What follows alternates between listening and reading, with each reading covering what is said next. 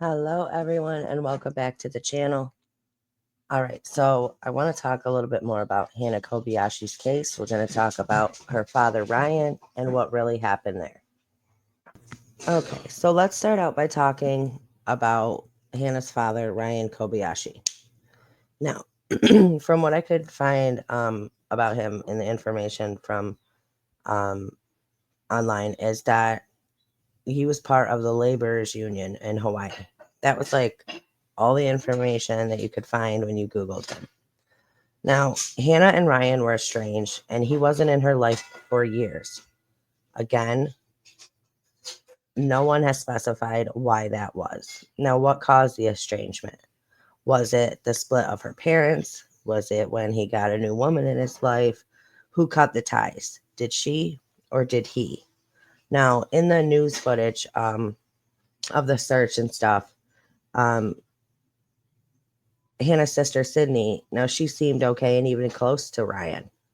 So not, again, it's hard to base anything without the information of why was he not in her life? Who cut the ties?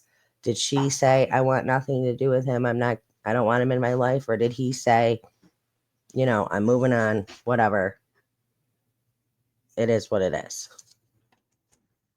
Now, he flew from Hawaii to LA to help aid in the search for his daughter, Hannah.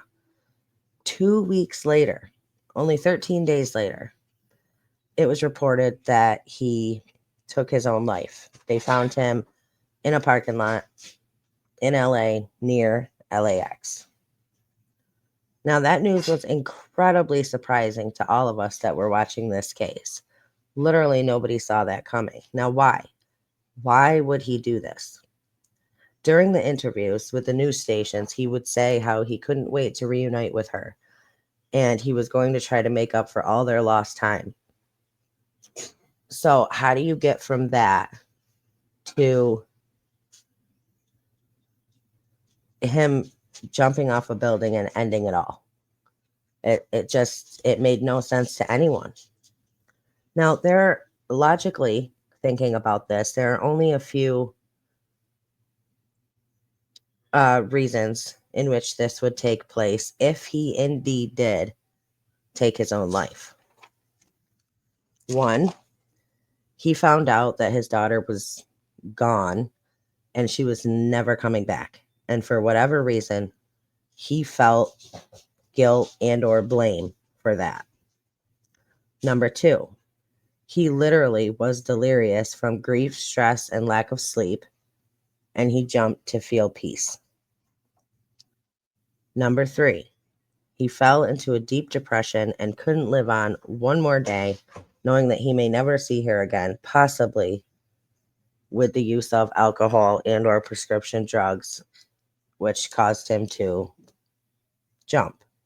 Now, we don't know, but thinking about it from a parent's point of view, you flew to this place to help find your daughter. She's been missing for 2 weeks.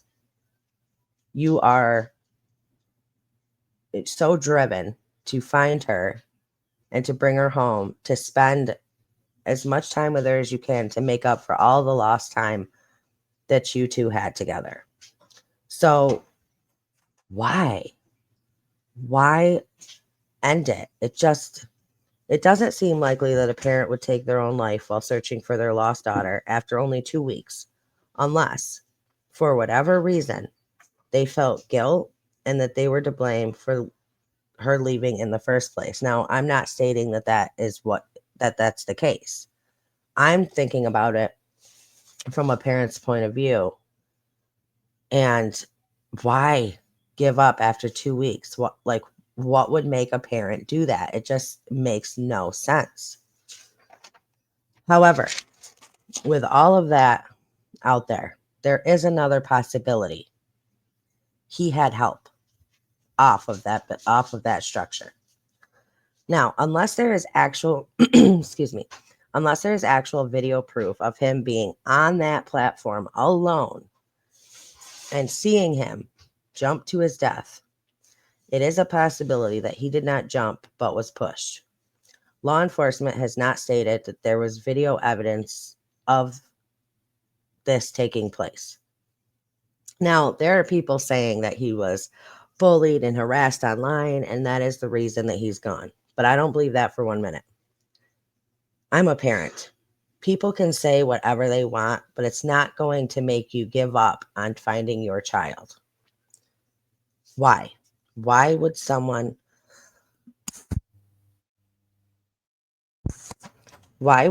help him off the 7th story of the parking garage? Maybe he got too close to the truth of what happened to Hannah. Maybe he was meeting someone in the parking garage that claimed to have information about her, and they took him out because they risked exposure if the truth ever came out. Without proof, you just cannot be sure. Now, let's go over here.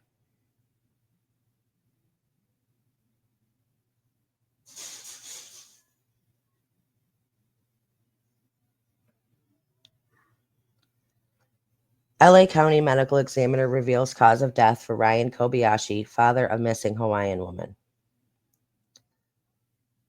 According to the LA County Medical Examiner, Kobayashi's cause of death was multiple blunt force traumatic injuries.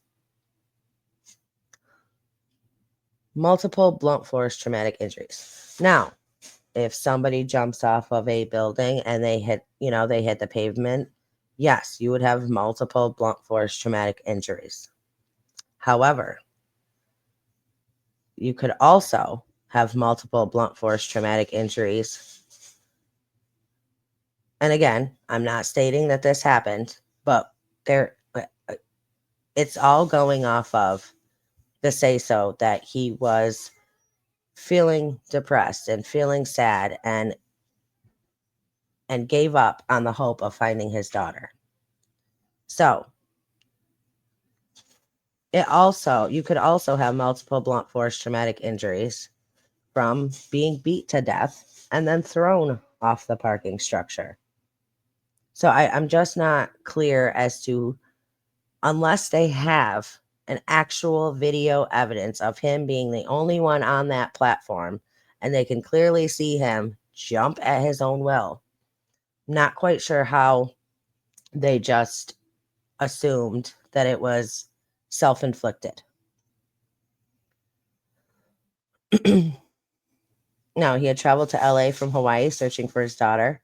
Police confirmed that Kobayashi died after he jumped from a parking structure near LAX sometime around 4 a.m. in the morning. The Kobayashi family issued a statement expressing grief and asking the public to focus on the search for Hannah.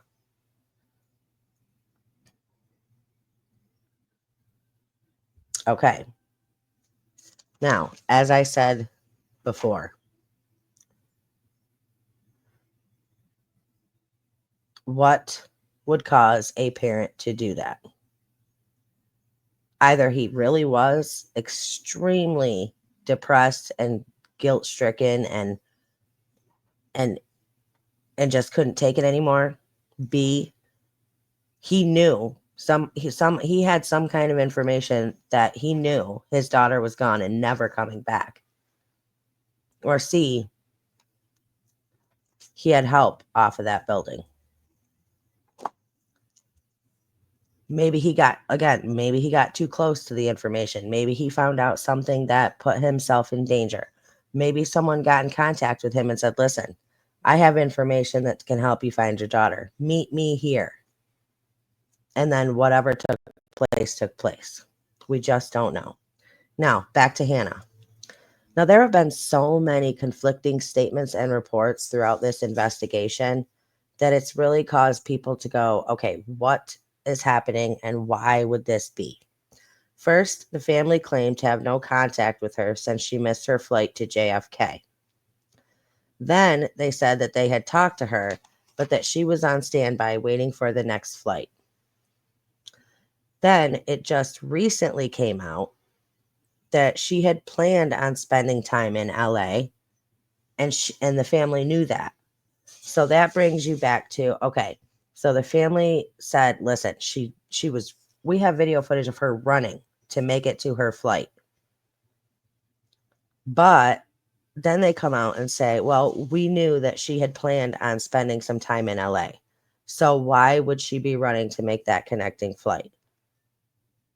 Which, not for nothing, we have seen no videos, evidence of any of this.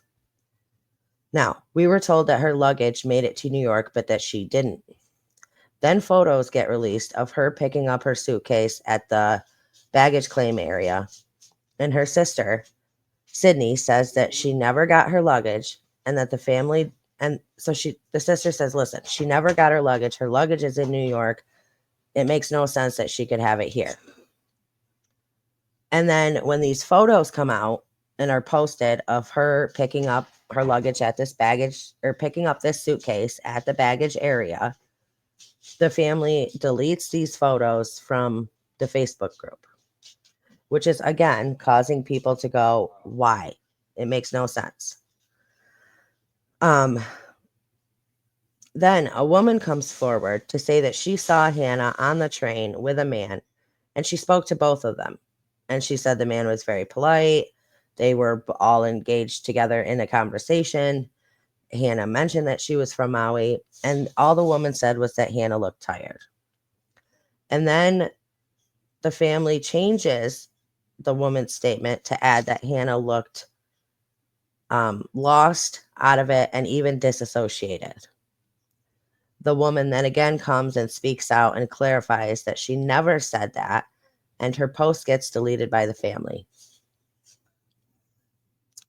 A lot of conflicting confusion. Why? For what reason? Now, the family, Hannah was reported missing on the 12th.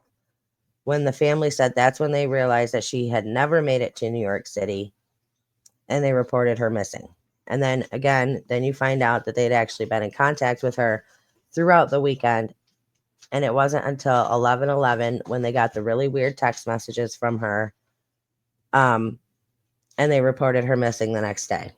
Now, let's talk a little bit about those cryptic text messages that the family and friends received from Hannah. Now, they only posted screenshots of the partial conversation.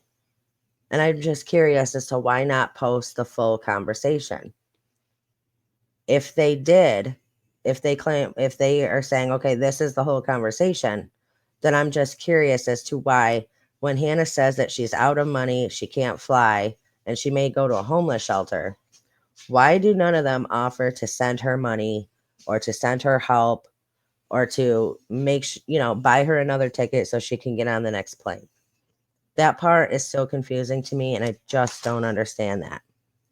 Now, in my last video, I talked about the big possibility, because all these dots connect, that this was some type of spiritual person related to a spiritual type group that could possibly have tricked Hannah. Now, let's talk about this. Hannah followed many, many spiritual accounts on social media. Her posts were about spiritual enlightenment and spiritual awakening and all of that. And then you take into account the text that they received, which would have been their time, 2:30 in the morning, about her having a very intense spiritual awakening. Now, usually people aren't led to going down this spiritual path or indulging in spiritual awareness and trying to really become involved in that unless they have had some type of traumatic past in some way, shape, or form. Now, 11/11 is a huge significance in the spiritual world. Huge. Hold on, let me now again, they received these weird texts from her on 11/11. Okay. She was last seen getting off the train with this man at around 10 p.m. and was never seen or heard from again. But let's talk about this. In the case of 11/11, according to professional intuitive and author of Angel Intuition, Tanya Carol Richardson, One is always about new things, new cycles, new beginnings, and bringing new elements into your life. 1111 is an angel number, also an indication of divine guidance. It signifies that you're on the right path and serves as a reminder to have faith in your journey ahead, which we'll get to that in just a moment. So, there are two scenarios in this aspect, the spiritual aspect, that could have taken place. Um, one is she left on her own volition to start over on her own spiritual journey and wanted to keep her family out of it for whatever reason. She wanted to start over. She used this trip that she had planned as a chance to get away without having to answer any questions, without having to try to be convinced by anybody to stay. Now, usually when someone does this, it's to leave behind a toxic environment or toxic people for their own good. Number two, she had been in contact with people or a person who she believed was into all of this, and she met up with them in LA only to find out that she had been lied to, fooled, and or tricked. But once she realized that she had been tricked, or it was too late, and she was quote unquote stuck with them under some type of coercion. Now you got to look at groups like Nexium. Um, they pretend to be these spiritual groups, these spiritual enlightenment groups, yada yada. They pretend to be they get two victims, they get two women, they get two people under that guise of being this spiritual enlightenment. Come to us, you will achieve your spiritual enlightenment and become this divine person this divine soul that you're meant to be. And then you find out that they're all in, that the head guy is, you know, sexually going after all of the women in the group, that, they're being forced to give up all their money. They're being forced to basically look at this guy as a master. They have no freedoms, they have no nothing, and they're just trapped there, which, not for nothing, happens. It's a real thing. Now, let's talk about for a second the trafficking aspect. Now, could there have been scopers at LAX? Now, when you think of trafficking, I mean, these are rings of people. They are large amounts of people, and each person has a different job to make sure that it all comes together and they get the victim in the end, right? So they have scopers at airports, especially international ones. They have scopers all around in touristy attractions, touristy places, like the Grove, for example. Um, it's very possible that she was spotted at LAX. She was followed to the Grove, where they also have people there. They knew she was there 2 days in a row. She was always by herself. She was never with anyone. She was a perfect target. And this man that she was seen with on the train at 10 o'clock that night on 11/11, um, could have led her right into the mouth of the lion. And it's a very good possibility. We just don't know. But in cases like this, you really have to, especially where there's so much conflicting information going on, you really have to look at all the facts and all the possibilities.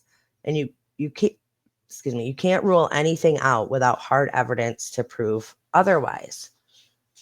You know, um,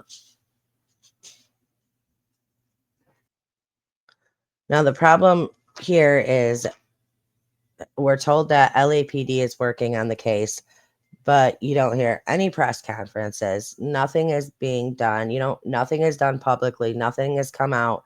So you don't hear anything from them. The only people we're getting information from currently is the family. And the problem with that is, like I said, that there's been so much conflicting information that they have given to the public, that it makes the public go, okay, I don't know what to believe at this point. Why? Just why? Everybody has so many questions. But as from where I'm sitting, these are the possibilities, and it's without hard evidence, you can't prove anything, and you can't prove otherwise. I mean, my prayers are out there. I hope that Hannah is found safe and that, everything is fine. But if she did leave on her own volition to go start a new life, to go start her own journey, to escape toxicity, if she did do that, I feel like she would find a way to let the public know, even if she didn't want to contact her family. She could have contacted the police. She could contact and just say, listen, contact the public, make something and just say, listen, I'm not missing. Stop looking for me. I'm fine, and that has not happened. So it's all up in the air at this point. But with what happened to her, with her being missing, and what is going on, what happened with her father after only 2 weeks, it's very, very suspicious and very, very confusing. And we just are trying to figure it out. We're just trying to help in any way that we can. So let me hear your thoughts down in the comment section below. I love you guys. Stay strong, stay healthy, stay safe. Keep asking those hard questions. Keep spreading that light. And I will see you all next time.